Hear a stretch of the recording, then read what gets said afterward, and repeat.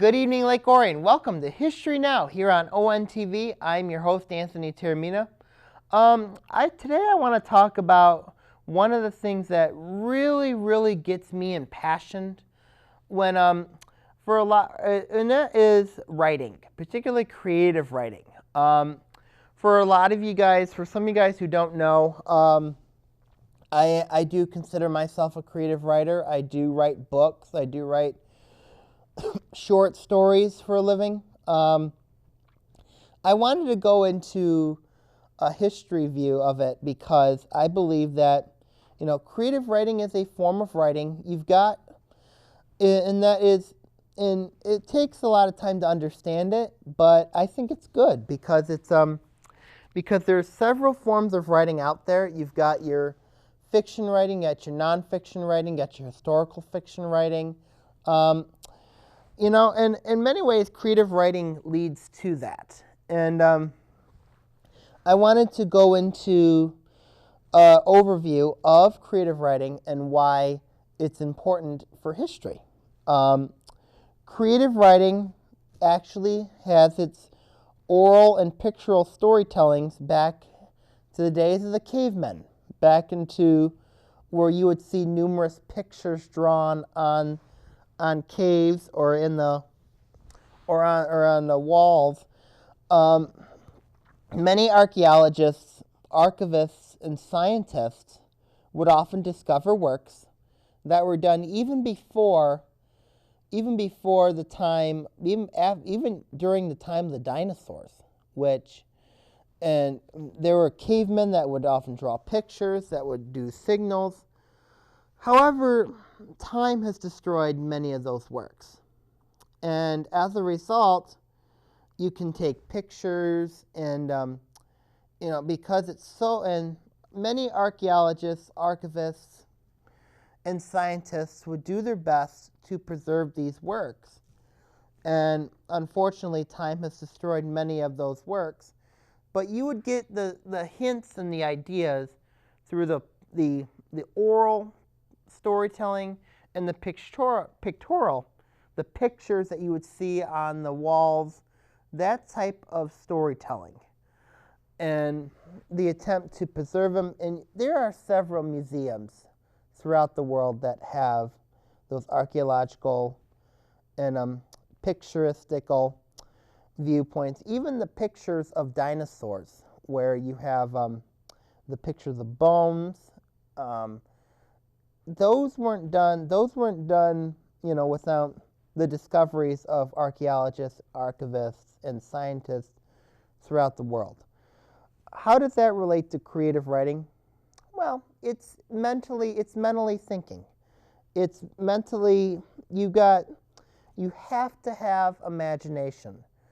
And also you have to have a sense for, also you have to have an imaginative mind, and you have to have a creative mind. This comes with, this could be done with several forms like theater or several forms of history that occurs during those times. It took place, if you look at theater, for example, theater does not come up without a creative writing thinking mind. So if you watch those Shakespearean plays, Aristotle, they were based off creative thinking, scientific minds. Now, this concept of creative thinking and of creative writing would be used throughout not just the United States, but throughout the world, where you would do research and you would write things down, and you would have to have a creative, where you're thinking about works, speech. So pretty much it would be, you've had in these form of writings, they would require focus. You have to be focused on what you're doing. It has to be easily recognized, which, the goal is you want to connect with the reader. You want to connect your ideas, your thoughts with the reader, you want to make sure that it's believable. Believability. You want to make sure that with every story that you write, it has to be believable. What I mean believable is it has to come into, you have to make your imaginative thoughts or even historical thoughts, they have to be believable. They have to be believable with the eye. So like, for example, if you want to focus on say a historical fiction novel, you want to, you have to, is that time period believable? Like, I'll use Stones and Water, for example, that book that I would bring in, or Number of the Stars.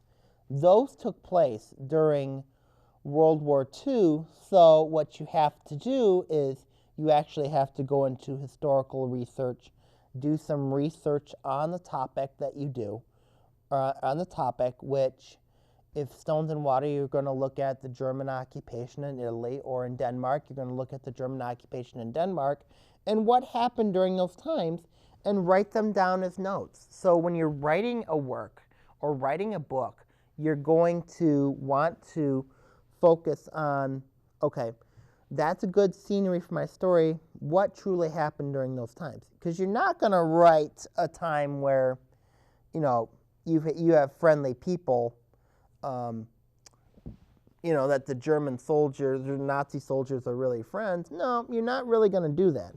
Were there some? Who knows? But also, that's what also goes with easily recognized in terms of connecting with the reader. Energy. You have to have energy. You have to be truly passionate in what you write. One book that I am writing is, it's basically called American in Occupation. It's basically, you have to be really, really passionate about writing, really, really passionate about wanting to really, really write about your topic and really wanting to expand your interest out there. And the last one is vocabulary. You want to make sure your grammar is right, is correct. You want to have your people believing in it, and so your grammar's got to be perfect, because you're basically telling a story, whether it be oral, pictorial, or even by writing. There were several accounts when creative writing actually began in the United States and also in Canada as well. When we come back to History Now, we're going to bring up those histories here on History Now on ONTV. Set the date. Lake Orion is having its 16th annual Flower and Art Fair on Friday, May 6th and Saturday, May 7th. This event takes place in the streets of downtown Lake Orion and kicks off the summer season. It's a wonderful place to purchase garden-related products and handmade craft items. This also provides a great opportunity to buy that special Mother's Day gift. Want to be a vendor in the fair or know someone who does? Don't delay, apply today. Give us a call or check out our website for an application. For more information or to download a vendor application, visit our website at downtownlakeorion.org. We hope to see you there.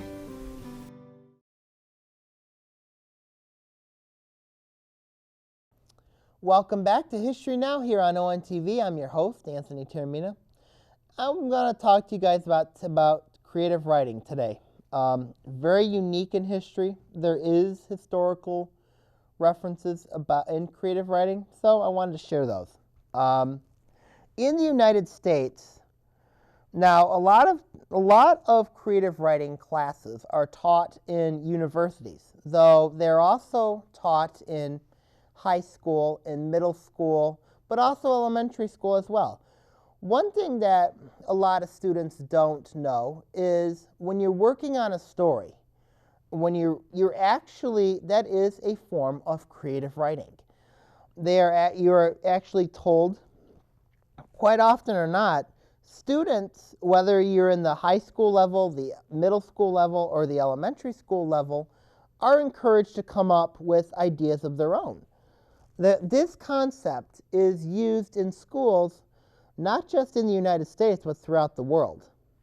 And during that time, students were encouraged to, what most times you would have a teacher or somebody would come up and would read several books, that would read several works, and at the end of the work or the end of the lecture, they would come up and they would be encouraged to come up with ideas of their own. The goal is you want to plant that seed into their minds. And if you're a teacher, that's your idea. You want to plant that seed into their mind so they can think freely, think creatively. This is what Carl Seashore, who was a Swedish-American psychologist who became the dean at the University of Iowa in 1922, believed. He believed that creativity could be taught and also it could be tested in the academic structure of schooling. So he published several works which focused on the creativeness of learning, speech shuttering, graphic arts, and motivation and aptitude. So, quite often or not, students would often wear suits to their classes. They would listen to the reader. When the reader was done, students would encouraged to come up with ideas of their own. Many times, students would bring a notebook, such as this, or they would be encouraged, and they would also be encouraged to bring a pencils,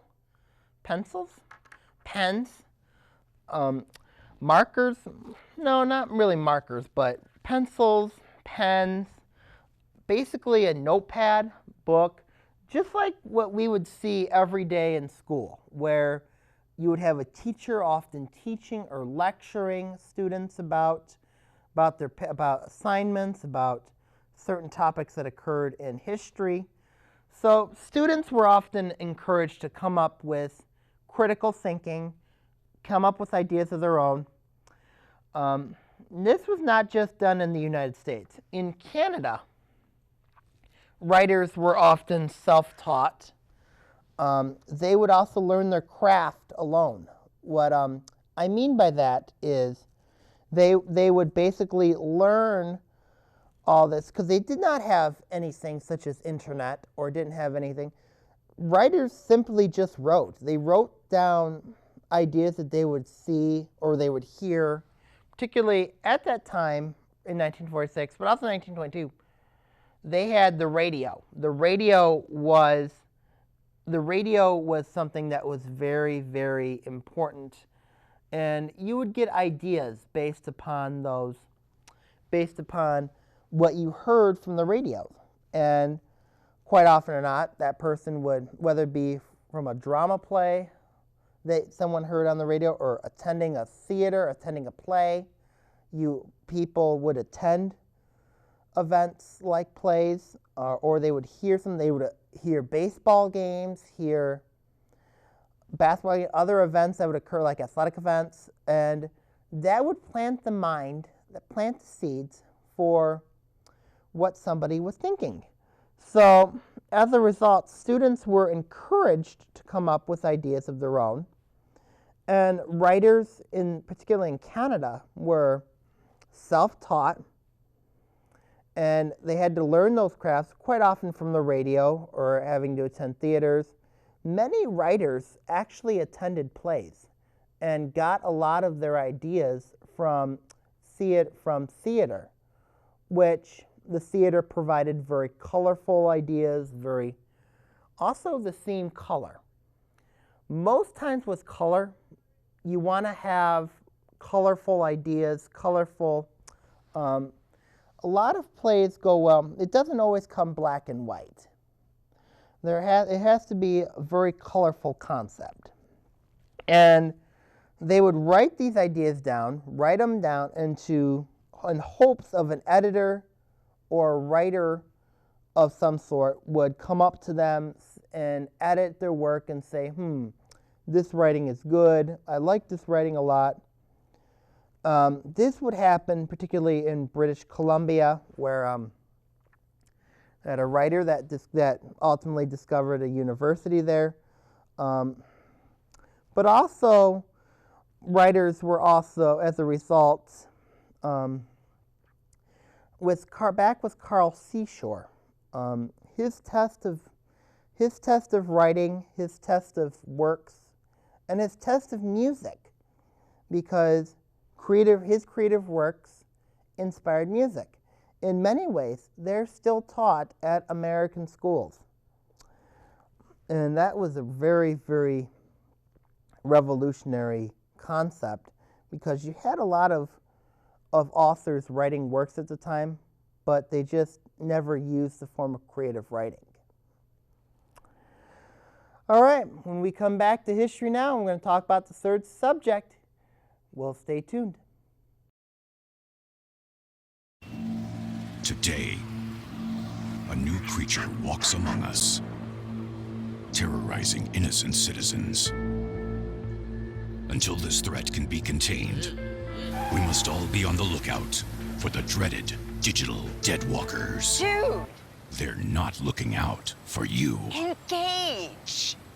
A public service safety message from the American Academy of Orthopedic Surgeons, who want to keep everyone well connected with strong, healthy bones. Welcome back to History Now here on ONTV. I'm your host, Anthony Taormina. Last but not least, I wanted to talk about the focus points of creative writing.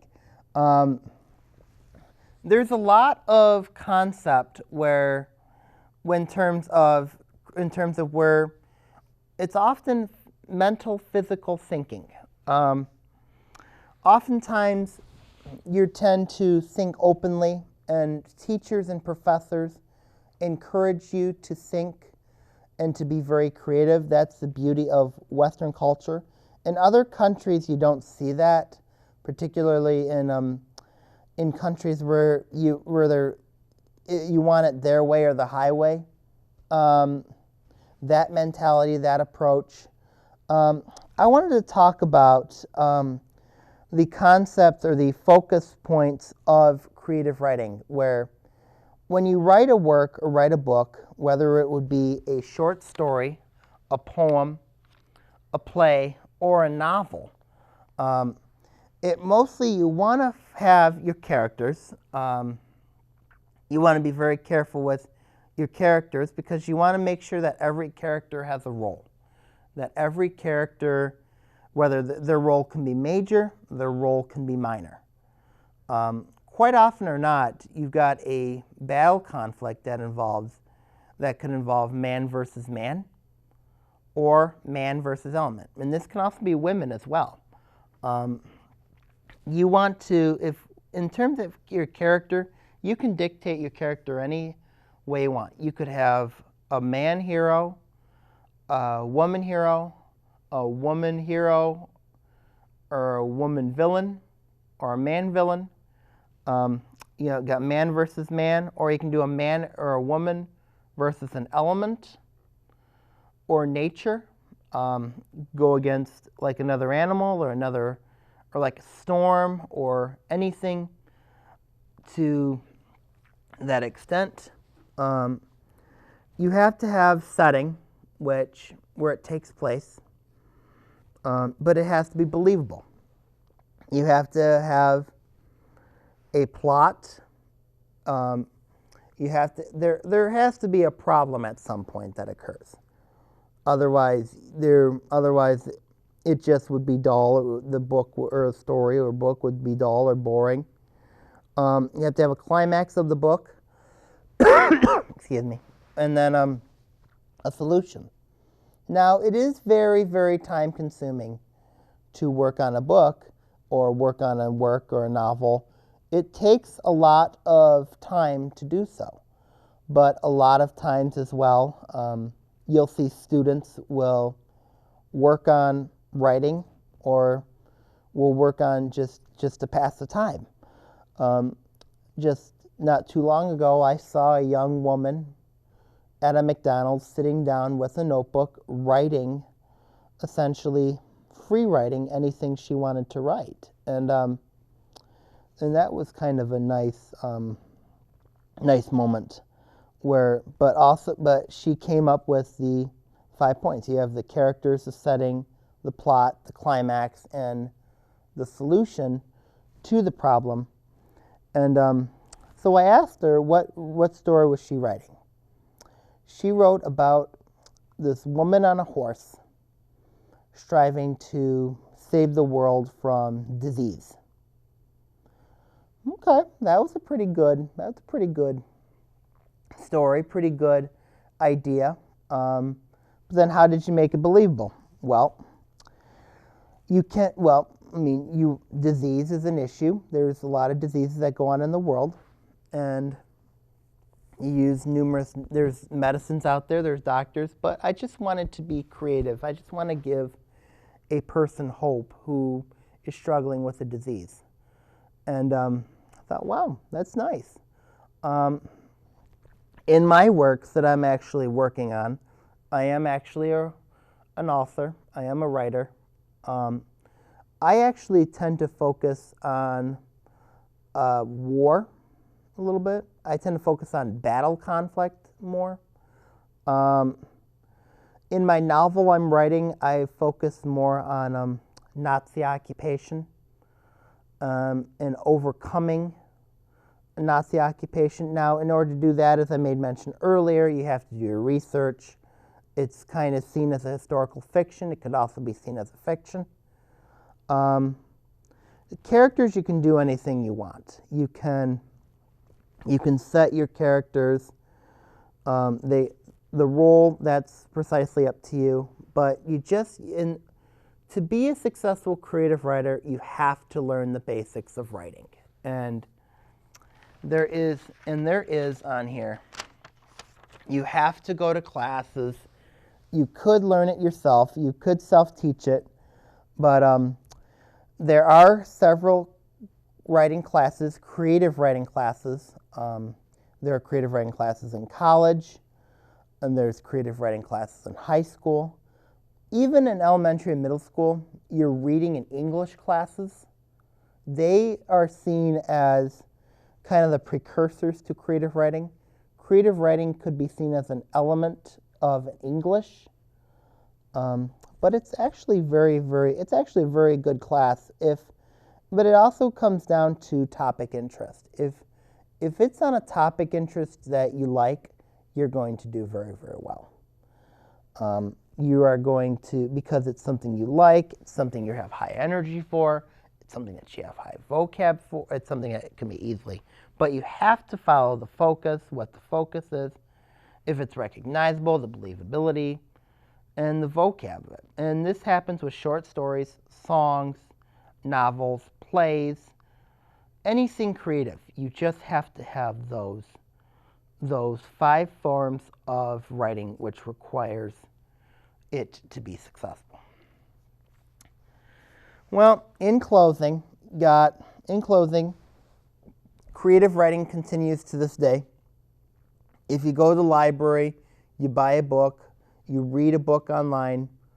With the rise of internet and social media, you see the rise of ebooks, but it's still there. It still continues. As long as you have a notebook, pencil or pen, and piece of paper, you can creative write. All right, Lake Orion, I'm heading on out. This is Anthony Termina signing off. Have a great night. See you, Lake Orion.